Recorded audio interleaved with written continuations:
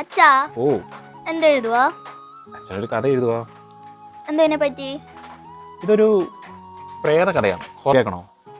ആ കേക്കണം, പക്ഷെ എന്തുവാ പേടിപ്പിക്കുന്നതാവുമ്പോ നിർത്തണം. എന്നാ നിർത്തിയേക്കാം. ഓക്കെ. ആ.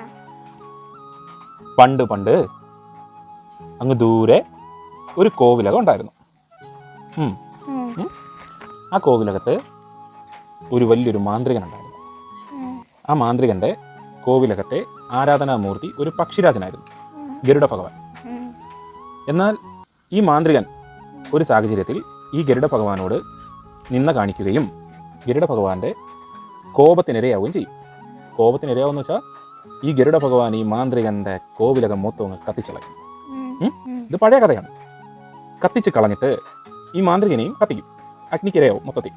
പക്ഷേ ഈ മാന്ത്രികൻ വാർത്താളി ഭക്തനാണ്. വാർത്താളി എന്ന് വെച്ചാൽ ദുർമന്ത്രവാദത്തിലൂടെ ഒരുപാട് ശക്തികൾ നേടിയിട്ടുള്ളൊരു മാന്ത്രികനാണ്. ഇയാൾ പാതി വെന്ത് ശരീരത്തോടു കൂടി ഇയാൾ ഇങ്ങനെ അലഞ്ഞു തിരിഞ്ഞ് നടക്കും. പേടിക്കുമോ നീ രാത്രി കിടന്ന്? ഓക്കെ, ധൈര്യമുള്ള പൊന്നുമോള്.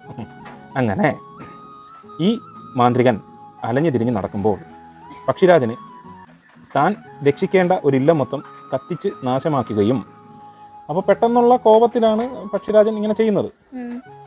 എന്നാൽ ഈ പക്ഷിരാജനൊരു ആരാധനാമൂർത്തിയുണ്ട്. അപ്പോൾ പക്ഷിരാജൻ എന്തു ചെയ്യും? ഈ ആരാധനാമൂർത്തിയോട് ചോദിക്കും, ഇതുപോലെ ഈ കോവിലകത്തെ ഈ മാന്ത്രികനെ ഒരു ശാപമോക്ഷം കൊടുക്കാൻ എന്താണ് മാർഗമെന്ന് ചോദിക്കും. അപ്പം ഈ ഗരുഡ ഭഗവാന്റെ ആരാധനാമൂർത്തി ഒരു മാർഗം നിർദ്ദേശിച്ചു കൊടുക്കും.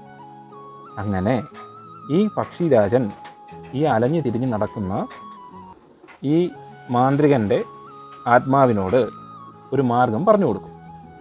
അങ്ങനെ ഈ മാന്ത്രികൻ പിന്നീടുള്ള തൻ്റെ 2 തലമുറകൾ കഴിഞ്ഞ് വളരെയധികം പ്രയാസപ്പെട്ട് ഒരുപാട് കഷ്ടതകൾ അനുഭവിച്ച് വീണ്ടും ആ ഇല്ലത്തിൻ്റെ പഴയ പ്രൗഢി, പഴയ ഉയർച്ചയിലേക്ക് കൊണ്ടുവരുന്നതാണ് അച്ഛൻ്റെ കഥ.